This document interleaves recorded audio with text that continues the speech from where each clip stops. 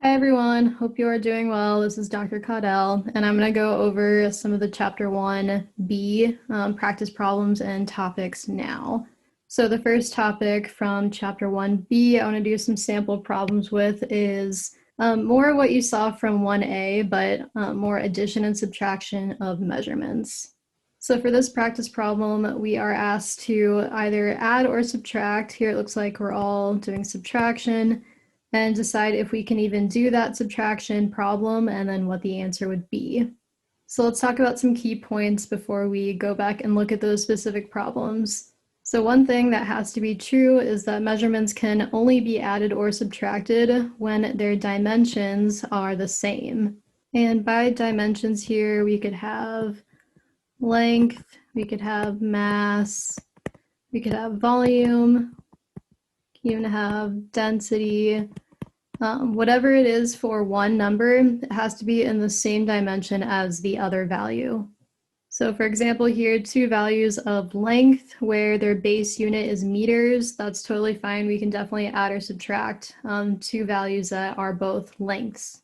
However, what's going to be impossible to work with or do arithmetic with is a length in meters, but then we're trying to add or subtract mass that's in grams. That cannot be done, so we will say that would be impossible if we encounter a problem like that. One pretty important part of Chapter 1B is getting into these SI prefixes and being able to really comfortably interchangeably change centimeters into meters, meters into centimeters, for example. So if we do have two numbers, but one is in meters and one is in centimeters, we can definitely still do addition, subtraction, multiplication, division with them. Just jumping to this table really quickly that you have in your 1.3, it's table 1.3 in your textbook. One thing that I want to point out explicitly here is that these prefixes, so mega, kilo, deci, centi, milli, micro, and nano, pico, we will work with as well. These prefixes can be applied to any base unit. So we can have, well, the examples here are all in length, so we can definitely have megameters, kilometers or kilometers, decimeters, centimeters, millimeters, etc. So these are all examples of units of length with the meter as the base unit here, and then anything out front, that's what is considered the prefix. So let's say instead we weren't working with lengths, but we were working with mass. If we're working with mass, that means that our base unit is in the gram. Then we can do the same exact thing with the prefixes. So we can have something that is a kilogram. We can have something that is a megagram. Usually we don't see that, but it's definitely possible to work with megagrams. We can work with centigrams. We can work with milligrams. Actually, one common one that I just skipped over, we will work with decigrams. As we keep going, we can definitely work with micrograms, we can work with nanograms. So the underlying format here to get used to is dealing with any prefix and then recognizing the base unit here. But you should be comfortable using any prefix in any base unit, whether it be volume, mass, length. So having any base unit here and then going interchangeably between definitely these main prefixes here. So now we're back to this slide, and so we know we can work with meters and centimeters. We would have to change meters into centimeters or centimeters into meters, just depending on what units our answer calls for. The reason we need to be so comfortable going in between centimeters and meters or decigrams and grams or kilograms and decigrams is that we can't add the two values or subtract the two values or do any arithmetic with two values that are in that have a different prefix. So yes, we can definitely work with these. They both are in meters, but we have to change meters into centimeters or centimeters into meters before we can do any arithmetic. An example of something pretty bad to do here is if we have 5 meters and 50 centimeters and we don't notice or we try to skip the step of changing the prefix, and then we end up trying to add these two. For example, this doesn't make any sense. We don't know what unit that would be. We definitely need to change 50 centimeters into meters or 5 meters into centimeters, and then we can do the addition. So let's practice getting comfortable with the prefix conversions They can be a little bit tricky to get used to at first, but definitely work on these practice problems and you will get more comfortable doing these. So going back to our practice problem at hand, we have this one. We have everything that's in meters. So the base unit checks out, meaning that we can work with these. If needed, we could convert a prefix or deal with the prefixes, but here they both are already in meters. So no prefix. So if they have no prefix or they are already in the same prefix, then we can directly add or subtract or do arithmetic with these values. So when we do this subtraction, we're going to take 81 minus 43. Notice that the decimal place is there. And then we end up with 38, also with that decimal place and units of meters. An important thing to do is to think that we're doing subtraction. So if we're doing subtraction and we're trying to think of the number of sig figs we can have in our final answer, remember for that rule, we need to look at the number of digits past the decimal place, or decimal point. Here we have the correct number of sig figs in our final answer. So we have 81, that has no digits past the decimal place, 43, also no digits past the decimal place. So then our final answer of 38 meters is going to be correct in our final answer. So now within this practice problem, here is our next question. And I mentioned that these prefixes can be tricky to work with. So let's do this practice problem together and let me know if you have any questions about anything, as always. So let's figure out here, we have 54.000 seconds and 10.00 milliseconds is how we read that one.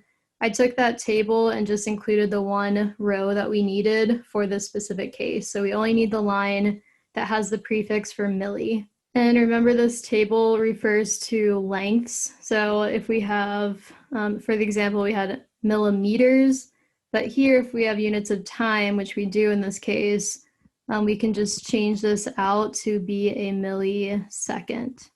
Then one thing that is helpful too with this table is it gives us this symbol here, meaning that anytime we see milli, it's represented by a lowercase m. And then for length and meters, we know that it's another lowercase m. For seconds though, we know we can abbreviate seconds with an s. So we can read this to say milliseconds. In the same vein, if we were working with volumes here and we had milliliters, then we would still use that lowercase m, but then we use the abbreviation for liters, which would be a capital L. So again, we can take any of these prefixes and use them for any of our base units, be it seconds, meters, liters, etc. So let's talk about how to look at this table and read it out to get the information that we want.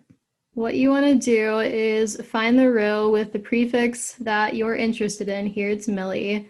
We're going to write 1 and then milli for this prefix, and we happen to be working in seconds. So I'm going to write 1 millisecond. So we're going to write this out first to get our conversion factor, and then we'll deal with the numbers that are in our actual problem. So to continue setting up this conversion factor while looking at a table like this, we said 1. We're just always going to say 1 for whatever prefix we're looking at, for whatever row we're looking at. So go ahead and put a 1 here and then millisecond. What that's going to equal to now, so here's our other part of the setup, is we can look at this number here or this number here, and we can write this next part as, I'm going to use 10 to the negative third here instead of using the fraction, although the fraction is totally fine to use as well. It's the same thing. Working with fractions can get a little bit more complex, so I would like to work with the form that's in the exponent. Okay, so we're going right along here. 1 milliseconds equal to, I'm looking at this value here. I could work with the fraction as well. And this always equals the base unit of whatever we're working with no prefix. So here our base unit is going to be seconds. So looking at this table, we just made a conversion between a millisecond and a second. And we did this by saying 1 always for whatever row we're in. So 1 millisecond, we're in the milli row, equals, and then we pick this number here, and that's equal to our base unit with no prefix. And again, as mentioned, you can do this with any of the prefixes. You can do this with any of the base units, seconds, liters, meters. Doing these problems is going to involve feeling really comfortable looking at this table and knowing how to then write this conversion factor. So once we have that, we can do a lot from there. This was touched on a little bit in chapter 1A. So if this is looking confusing at all, feel free to go back and watch that recording as well. So once we have this conversion factor with that equal sign, this is the same thing as being able to convert it into a ratio. So what I mean by that is when we have a ratio, then we can say that 1 millisecond is equal to 10 to the negative third seconds. So we made this conversion factor. Now we go from this conversion factor with an equal sign to writing out the different fraction conversion factor options that we may need to use for our problem. So the other way we can write this fraction is we could end up saying that 10 to the negative third seconds is equal to 1 millisecond. So these all mean the same thing. So let's solve this both ways. So let's get our final answer into milliseconds and also into seconds. So let's first get an answer in seconds. That means that we need to first convert this number that's in milliseconds into seconds, and then we can do the subtraction. Just erase a little bit of that here to give us some room. So whenever we're setting up these conversion factors, always take the value that you want to convert and put it first. So we're going to put 10.000 milliseconds. Always put that value first, then decide what is the appropriate conversion factor fraction to use to then convert this milliseconds into seconds. How do we pick one? Well, we want milliseconds to cancel. When this unit is in the numerator and in the denominator, that will cancel. So in order to cancel milliseconds to get just seconds, we want to use this conversion factor, and we want to set it up like this. So 10 to the negative third seconds over 1 millisecond. Again, I picked this form of the fraction because then we can cancel out milliseconds and milliseconds. We're left with just the unit of seconds. So when we take 10 times 10 to the negative third, we'll get 0.01. But we need to retain the number of sig figs here. So we had 1, 2, 3, 4, 5 sig figs. That really means that this number here should be 1, 2, 3, 4, 5 sig figs. So we should have 4 zeros after that to have consistent sig figs with this original number that has 5 sig figs. Remember, with the sig figs, we don't care about the conversion factor. We don't look at that 10 to the negative third to say how many digits past the decimal place or how many sig figs we should have in our answer.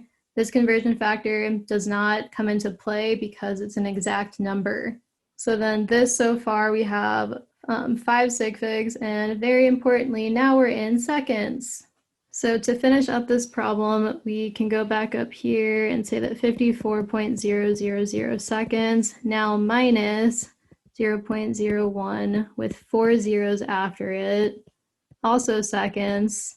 That will equal 53.99, but we need to look at the number of sig figs in our final answer. So we did a subtraction problem, so we need to look at the digits past the decimal point. There's 1, 2, 3, 1, 2, 3. That means our final answer in seconds should have 3 digits past the decimal point. To make that happen, we add this 0 here. And then we don't forget that, importantly, we just did all that work to then get our final answer in seconds. Now, let's say we wanted to get our final answer in milliseconds instead. We could do the same thing by converting this 54.000 seconds into milliseconds and then do the subtraction.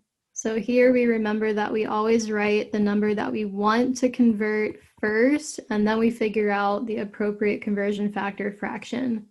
And this is an S and not a 5 there for seconds. I'll write that out. So then deciding which conversion factor to use, we have seconds, but we want to then cancel out seconds and then have milliseconds. So that leaves us to use this ratio here. So that will get us 54000. And for that to be the correct number of sig figs, we had 1, 2, 3, 4, 5 total. Again, we don't worry about the conversion factor in determining this number of sig figs. So then to figure out the number of sig figs we need in this answer here, we had 5 originally in this number. And again, we don't use that conversion factor to tell us how many sig figs we should have. It's an exact number, so it doesn't come into account. So to make this have 5 sig figs, 1, 2, 3, 4, 5, then we just add that decimal point right there. Importantly, this is in units of milliseconds now because we picked the correct form of the conversion factor to have seconds, and seconds cancel out, leaving the unit of milliseconds, and then we had to take 54.000 divided by 10 to the negative third, and then our unit is in milliseconds. So to finish this one out, 54,000 milliseconds minus now 10.000 milliseconds. That gives us an answer of 53,990, and now we got it into milliseconds. To make this have the correct number of sig figs, well, here we have no digits past the decimal place when this is in milliseconds, and here we have 3 digits past the decimal place when this has already been in milliseconds. That means our final answer should have no digits past the decimal point, which it doesn't right now. It should have this value with that decimal point, no digits past the decimal point, and in our units of milliseconds. Now we've gotten this far, so let's go ahead and I wrote the answers up here that we got. Let's go ahead and verify that these are the same because they should be. We just did the same math, but we have different units in the end. So let's try converting seconds into milliseconds just for fun. So 53.990 seconds. Remember, if we're wanting to convert this one, then we're going to write that first. Then to figure out the conversion factor here, we want to use this form because we want to cancel out seconds and just leave milliseconds. So then we'd set it up like this. Here, seconds cancels out. We're left with just milliseconds. We would take 53.990 divided by 10 to the negative third. And sure enough, yes, we do get the same answer. For consistency, I should have added this decimal point here to show there are indeed 5 sig figs in our final answer and no digits past the decimal point. For this next one, here we're working in a unit of volume and we're working in liters. Here we have mass and we're working in a base unit of grams, base unit of liters. We can't do this, of course, because here we have a volume, a number for volume and a number for mass, so this is definitely impossible, and we can't do arithmetic when they're not in the same base unit.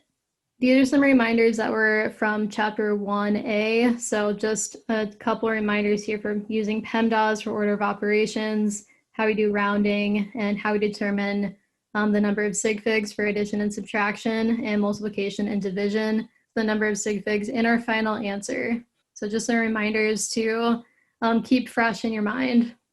The next topic here is explicitly on interconverting prefixes and base SI units. You really can't do enough practice problems in this topic, again, because it takes some time to get used to and reading that table. So let's do some more practice here.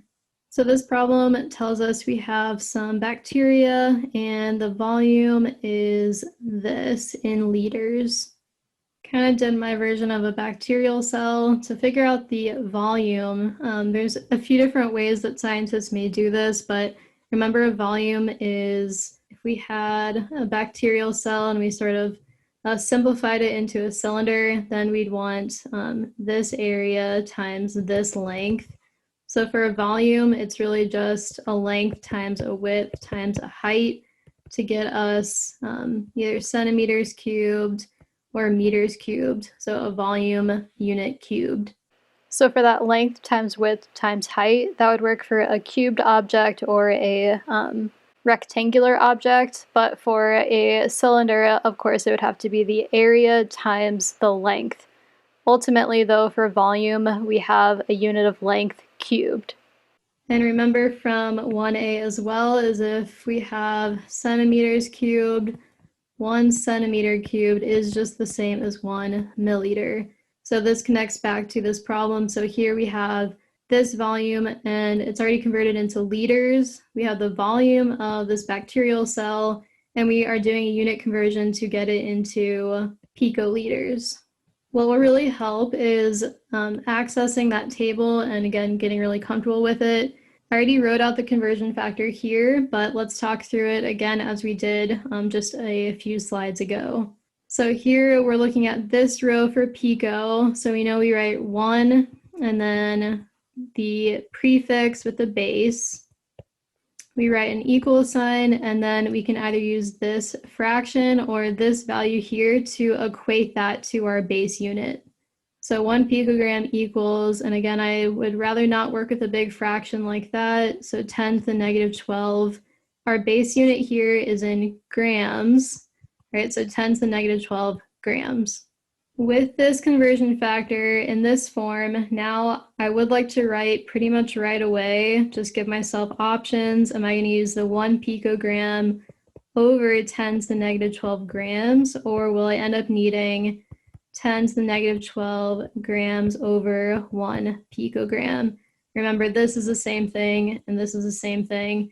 This is all the same thing. We just need to figure out which form we need to get our final volume. We're asked to get it into picoliters. So you're going to take this volume amount and convert that into picoliters. So remember, we write that initial number first, or the given value first. Then we write in the conversion factor. So our given value is 4.577 times 10 to the negative 10th liters. Then we want to cancel out.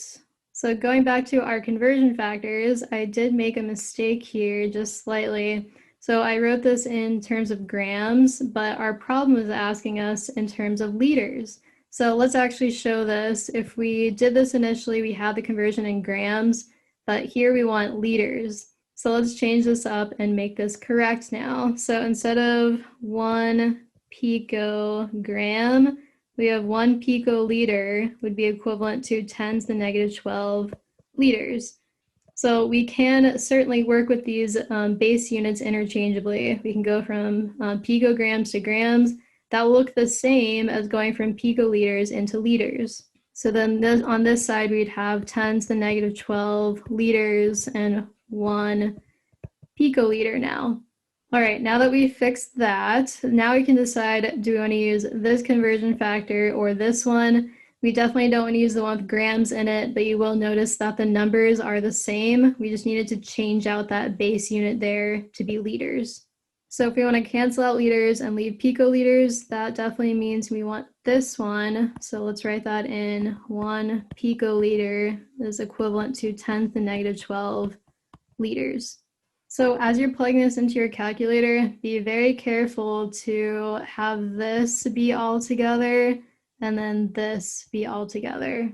So what I would do is I would probably type out 4.577 times 10 to the negative 10 and have that as a number in my calculator, and then we will divide by 10 to the negative 12. And just a note on these exponents, be really careful with those as well.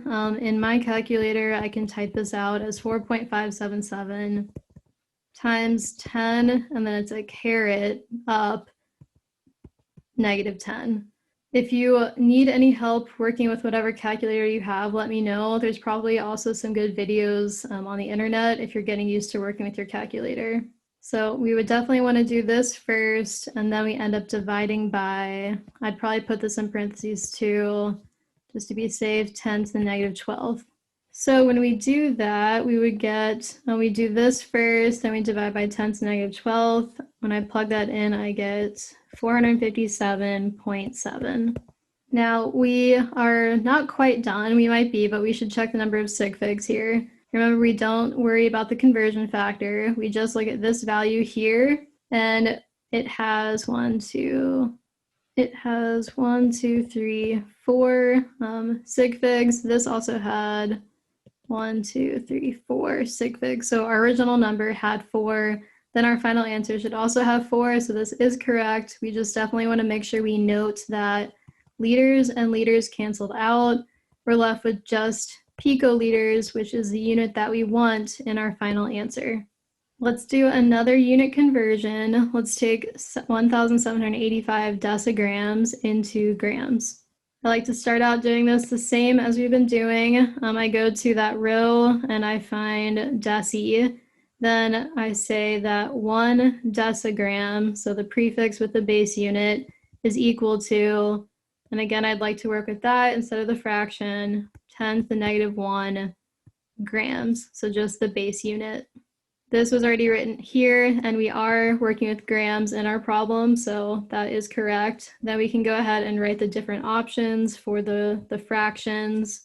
So 1 decigram over 10 to the negative 1 grams, that's going to equal the same thing as 10 to the negative 1 grams over 1 decigram. Now remember, we start out with our given value, then we incorporate in the conversion factor, so 1,785 decigrams. We want to have a final answer in grams, meaning that we want to cancel out decigrams. So let's use this one, 10 to the negative 1 grams in the numerator, 1 decigram in the denominator. Then we know that decigrams cancels out.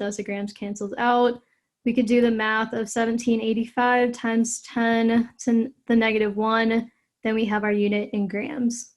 When we do that math, we get 178.5, and we'll look at sig figs and also note that this is in grams. It's really important to keep track of your units even within the problem like this. So I always write out decigram or I always write out gram. I would not just start putting 1785 and try to multiply it by something. Always note your units. So decigram should go in there. It'll make the problem, I think, easier to stay organized with. Then we figure out the number of sig figs. There are 4 in our original given value, and there are 4 here. So we are done with that problem. So now we're here, and I just wanted to remind you again, this is table 1.3 in your book.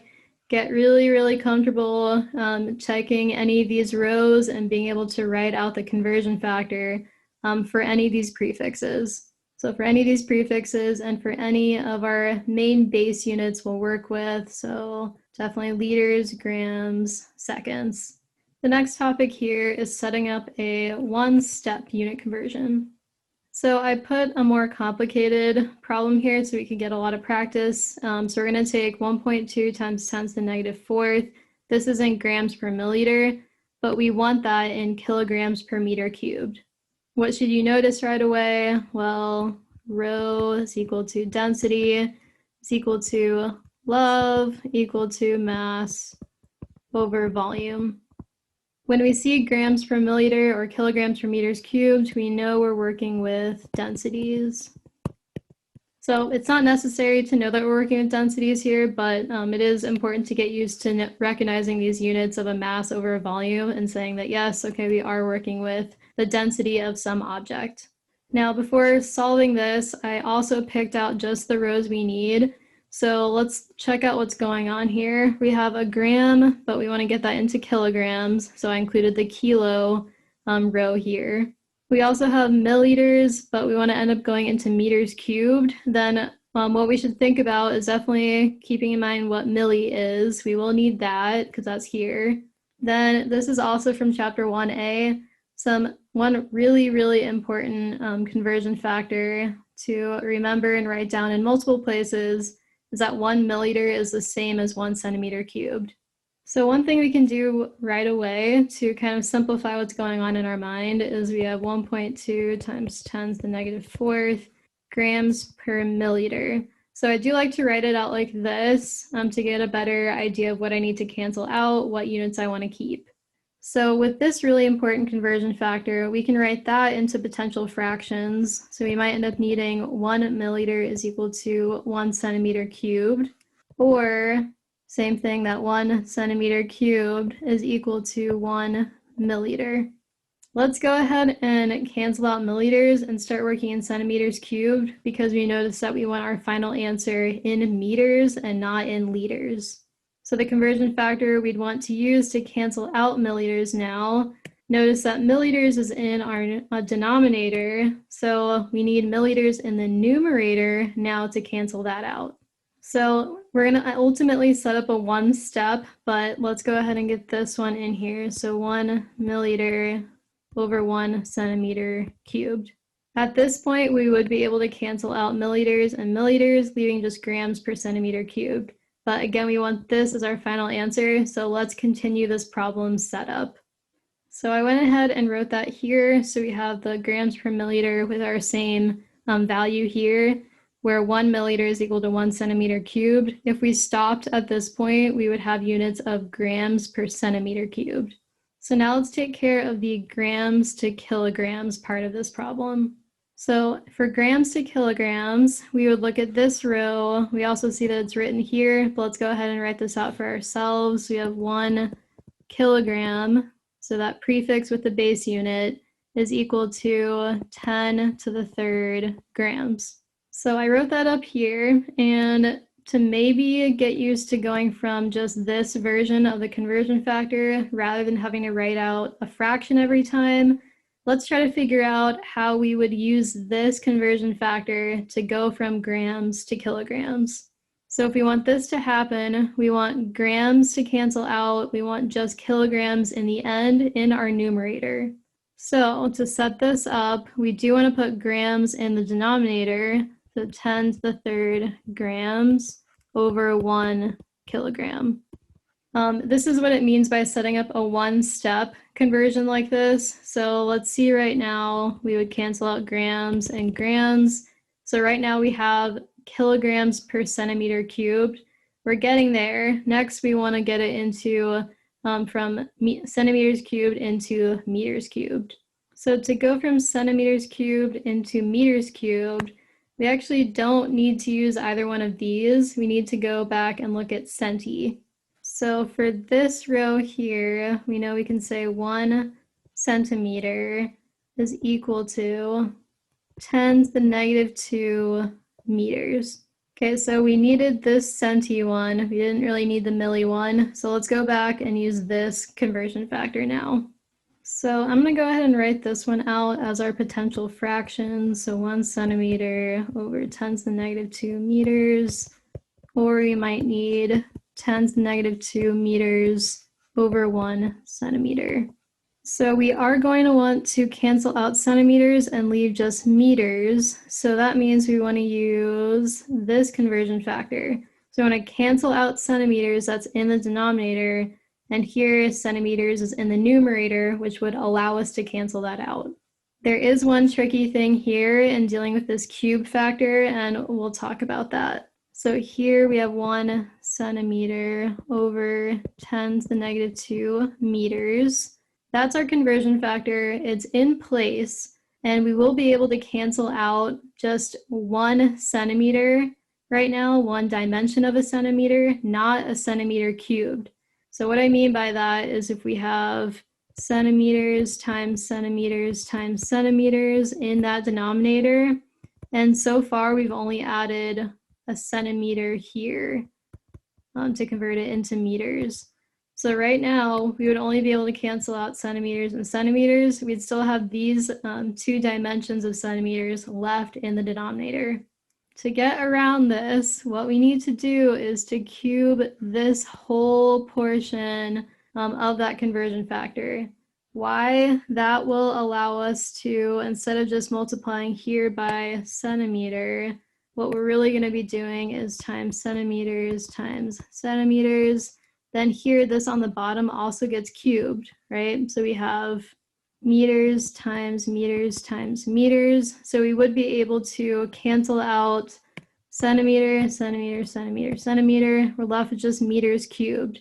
But also importantly, this 10 to the negative 2, that gets cubed as well.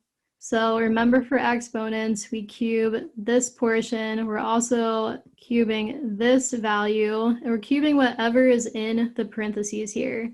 And then we're also cubing meters to have it be in meters cubed. So with the units right now, we would be able to cancel out centimeters cubed and centimeters cubed. We'd be left with just meters cubed and kilograms, which is what we want in the end. Now, to finish up the math here, I'm just going to write out the values and not look at any of the units. So we have 1.2 times 10 to the negative fourth. That's taken care of. Multiplying or dividing anything by 1 will just be the same number, so we don't need to worry about that. Don't need to worry about this one. We do need to worry about this 10 to the third, so that's here in this denominator. Then to deal with this portion here, what we're going to do is we're still in the denominator of this whole setup, and we want to do 10 to the negative 2, but we remember that that is getting cubed. Very, very importantly, make sure you understand this math and how we did this setup. So we'd be cubing this portion, and then we could get our final answer here in kilograms per meters cubed. I recommend doing this along with me and check that you do get 0.12 kilograms per meters cubed. For the number of sig figs, we are all set because we should have 2 sig figs in our final answer. So there we go. We are done with that problem, but make sure you try this along with me and get really comfortable with especially understanding this cubed portion. The next topic here is similar to what we've been doing. We're going to predict the units of basic quantitative problems. In other words, we're going to do more practice problems that involve some more complicated unit conversions or calculations. I put this reminder slide in here as I've been talking about. Make sure you put your given value with a given unit first, then decide on this conversion factor. Remember, you want to orient it such that you can cancel out this unit, but it leaves just your desired unit in your final answer. So let's go through this problem now. So we're told to just figure out what the final units would be here. Here we're going to use the same concepts we've been thinking about. So we're going to cancel out whatever's in both the numerator and the denominator. What can we cancel out right now? Moles and moles. Next, we look and see we can cancel out liters and liters. That means that the only units that remain, we're not talking about the values right now, but you would need to incorporate those to get your final answer mathematically. We're just focused on the units here. So we would be left with grams per milliliter. What does that happen to be? Well, that's definitely what we recognize as density. This next problem is something we would do in lab if we were meeting earlier on in the semester for lab, but it's going to involve finding the density of a rubber stopper and using different information about a volume change and a mass. So we're asked about density, so we know we need a mass over a volume. Specifically, we're asked to report the density in grams per milliliter. Now to picture this, we have a graduated cylinder with some line markings, and we're told the initial volume is at 61 milliliters. Then we're told that we put a rubber stopper at the bottom. This causes the water level to rise just a bit up to 67.5 milliliters. So when we do this, this is something called getting the volume by displacement. So we displaced this amount of water, meaning that the reported or proposed volume of just the stopper is going to be whatever difference was made here by this rise in the water level. So pre-stopper, 61.0 milliliters, we added the stopper, it rose a certain volume. That rubber stopper displaced that volume, meaning that the volume itself of the stopper is going to be this difference here. So just getting the volume right now, it's going to be 67.5 minus 61.0. Both of these are milliliters. So this math here gives us 6.5. If we want to do the correct number of sig figs, we look at the number of digits past the decimal point. That is definitely just one digit past the decimal point. And we have 6.5 milliliters so far for this problem. So in setting up this problem so far, we know density, or rho, is equal to mass over volume. We know the volume is 6.5 milliliters, and we also do already know the mass, so that's 8.5 grams. This works out nicely. We've done quite a bit of unit conversion practice, and so this one just wants our answer already in grams per milliliter. We don't need to work with any prefixes here. When we do this calculation, we'll get a long value here, but we're definitely going to need to round that off to account for number of sig figs. For a division or multiplication problem, we look at the total number of sig figs. That's 2 in both of these numbers.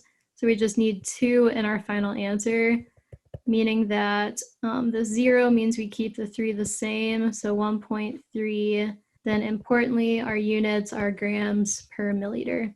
One last practice problem here related to density, and also something we would do in the lab, is we are told the density of aluminum foil. We would measure it to get the length and the width, and we're also able to weigh it to get a certain number of grams here.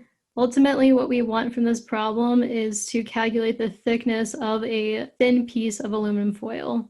To do this, we're given all these different pieces of information. So let's start figuring out what values we have and how we can use them. So let's say this is our aluminum foil. Obviously that thickness is a little bit exaggerated, but we can picture this as being 10.75 centimeters by 10.10 centimeters, but we don't know the thickness of this aluminum foil. So we don't know that. To continue setting this up, we know that density, we have that value here, it's 2.70. Before I write out the rest, I'm going to set this up to make it a little bit more clear for myself. I'm going to say grams per centimeter cubed. So we have the density is grams per centimeter cubed. We know that the density itself relates to the mass of the object per unit volume. Here we are told the mass of this specific piece of aluminum foil is 0.450 grams. Now, one thing I want to clarify about density is that this is a standard value for all aluminum, all pure aluminum. Then depending on what form of that material you have, then of course, it'll be a different mass depending on the amount of volume of that foil that you have. So with each specific item that we might get a hold of, like pure gold, for example, I know we all have that, then we can find the volume and the mass of that pure gold, and it will correspond to a set density, a standard density for pure gold. So now down here in the denominator, we know we would normally work with a volume, but what we also saw previously, can also be thought of as a centimeter times centimeter times centimeter. In other words, what we've seen before is thinking of this as a length times a width times a height or a thickness here would make more sense for our problem. So now what we're dealing with is our density. We know gram per volume, per unit volume. We have the mass, and then I just set this up because I know we're going to need to put in something for length and width, both in centimeters, and then we can solve for the thickness, because that will be our only unknown in this whole problem, in this whole equation setup. So I'm at this step now, and I have my same density, same mass.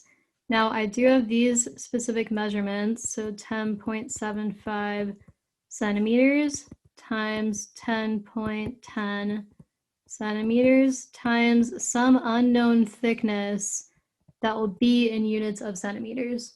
So in order to solve for this, we can do a couple of different things to simplify it. To isolate just thickness here, we can multiply both sides of the fraction by 10.75 times 10.10 times an unknown thickness.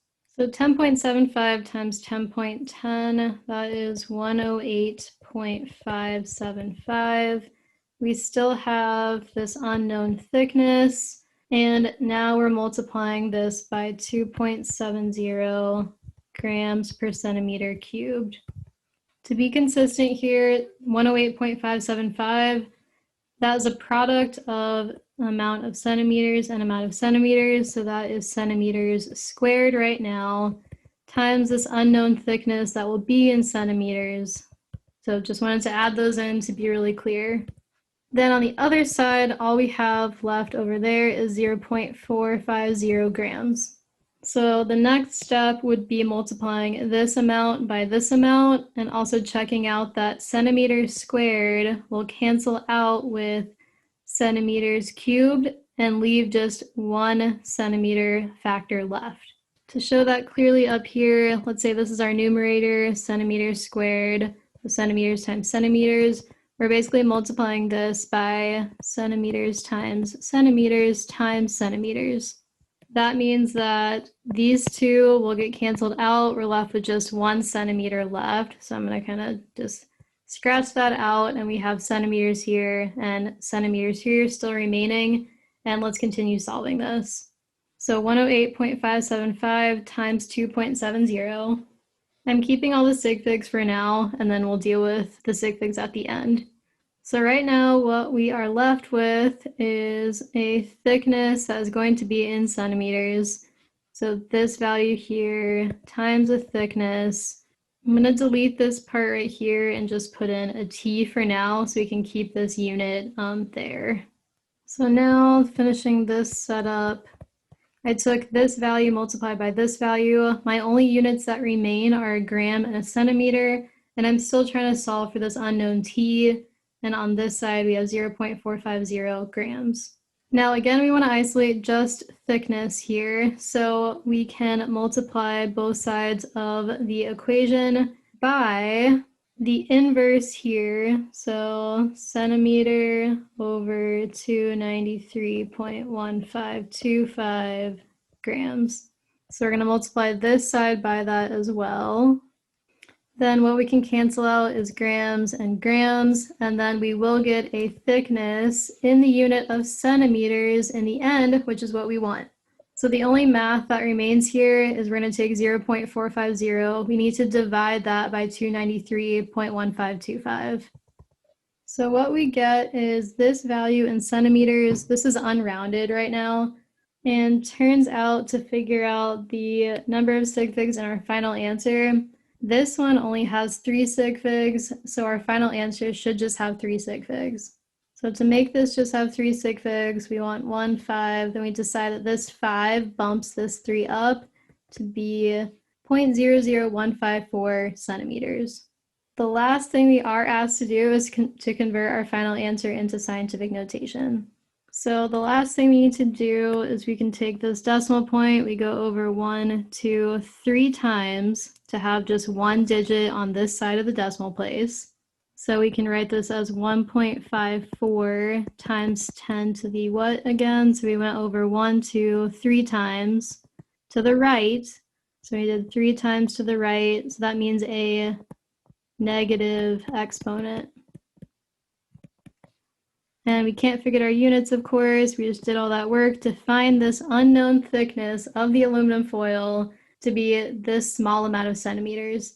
And that does make sense because this is going to end up being very small, which we know that the thickness of aluminum foil is going to be a very small number. It's hard to see.